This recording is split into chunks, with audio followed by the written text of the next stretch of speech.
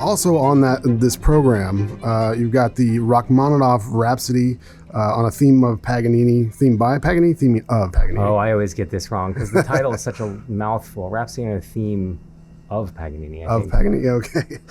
Is there a difference? Doesn't matter. I don't think so. Okay. It's translated, so Right. Yeah. It pairs really well with the Berlioz that we were just talking about because Berlioz and Paganini were contemporaries, and Paganini actually commissioned Berlioz at one point, and Berlioz said, "I can't write something hard enough for you."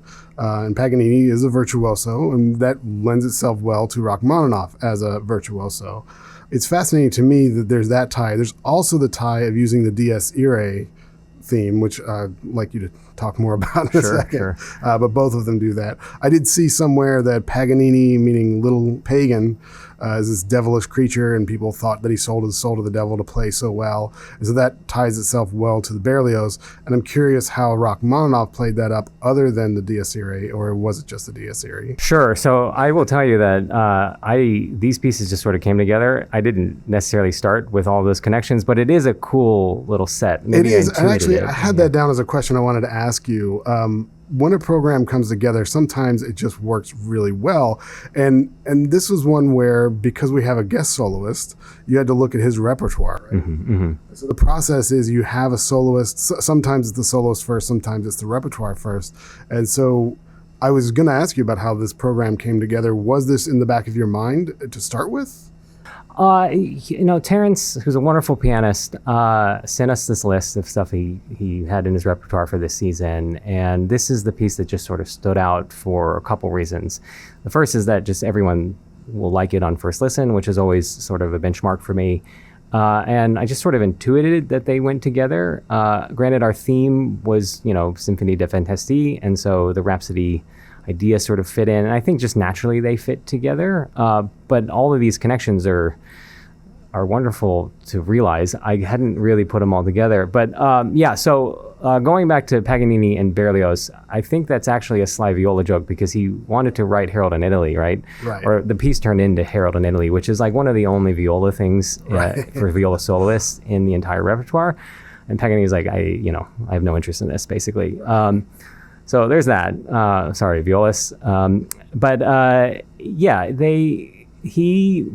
Paganini was a virtuoso violinist, and he wrote these 24 caprices for violin. And the last one is sort of the triathlon for all of them, right? They all sort of are incredible, but the 24th is the one that violinists sort of measure themselves against, right? And it has a very specific theme that Rachmaninoff just straight up takes.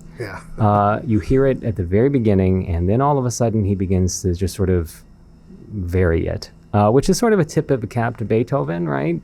Because Beethoven was really known for theme and variations, and Rachmaninoff takes this and turns it into this virtuosic piano piece, which is not really a concerto.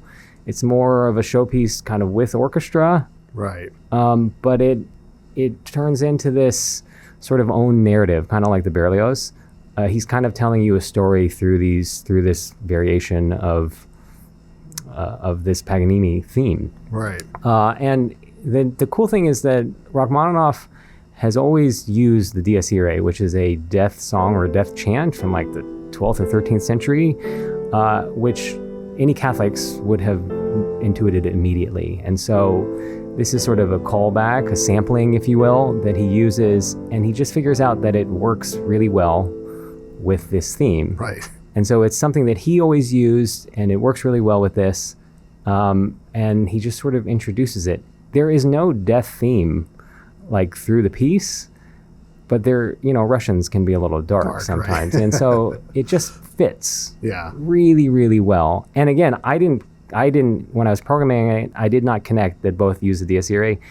They just sort of work together, and perhaps it's just because it was subconscious. You knew deep down inside. I know the piece. I've not conducted it, but I know the piece, and I think just one of those subconscious things. And I saw somewhere that he did write a program after the fact, like a story program after the fact, but there's no indication that he had that in mind when he was doing the variations. Something to do with, he was commissioned to do something with Paganini by a ballet impresario. And so with this in mind, and they eventually set this piece to ballet, And so there is sort of a loose story. It's not as tight as maybe the Berlioz. Okay. But yeah, there is a program. Nice. So tell us a little bit about Terrence Wilson. Why did you choose him over some of the other options? I know we always explore, and dates are a big part of that. But yeah, Terrence was a first choice kind of person, but he's also one of these people that if you don't know him, you're about to know him kind of thing. And so we're getting him just before he's gonna break it big here. And so I think maybe he'll play this piece with us, and then you'll see him with like Chicago or New York or LA doing the same piece. So, but we'll be able to say that we knew him when kind of thing. Right. Yeah, no, he's already big by himself, but he's about to get to this whole other level. And so really excited he was able to fit us into his calendar. And this is, like you said earlier, it's a tough piece to perform. It's nonstop. All the variations bleed one into the other. How many variations in the Rachmaninoff? 24. 24, of course, 24. Yeah. And so it flies by. It's what, 20 minutes long? Yeah, thereabouts, 22, depending on how fast he wants to go, right? Right. It is like a decathlon. He's throwing a discus, and then he's throwing a javelin, and then he's doing a high jump, and then he's running, I don't know what they do in decathlon, but running a mile 7 or more something. things. Something like that. Yeah. So I'm really excited to hear this one and to hear Terrence himself. And so the third and, first piece on the concert is by Reena Esmail, and it's called Remember. Is it Remember, or is there a break? There's a line as it's written. Yeah, there's a story behind this. It's a sort of play on words, a play on what the piece is about. So on its face, the piece is a reflection on experience during COVID, what we experienced during COVID, and then sort of coming back to it, and sort of the way that we were changed as both individual artists, but also as sort of as a culture. And you can really hear this in the piece, which we'll talk about it. So it's... But RE is also her initials. Right. And so it's also a personal reflection as well. So that's why it's RE capital letters, that little bar, right. And then member. Member, yeah. So it's interesting. So she's a fantastic composer.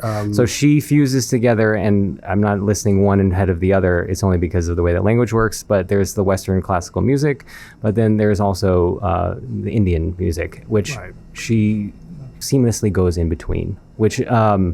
then creates its own unique sound that you can't really get anywhere else, right. Which is just a really special thing, and she does it really, really well. Right, and it's not the sound of one and then the other, right. Or one on top of the other. It's really an interesting blend of the two sounds, right? Yeah, it's all, you kind of like don't even recognize it. It's this thing that we all kind of intuit, but we can't place our finger on, which is just really well done, I think. And in this particular piece, it's going to start a little differently than most of our pieces, most pieces in the classical world even, and certainly most of our seasons.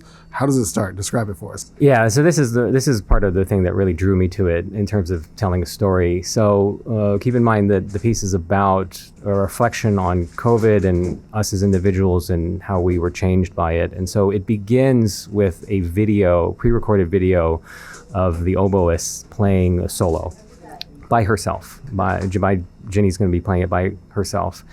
And then the piece begins, and it is sort of I describe it as time passing. And so there's highs, there's lows, there's excitement, there's sort of moments of reflection, sort of a little anxiety.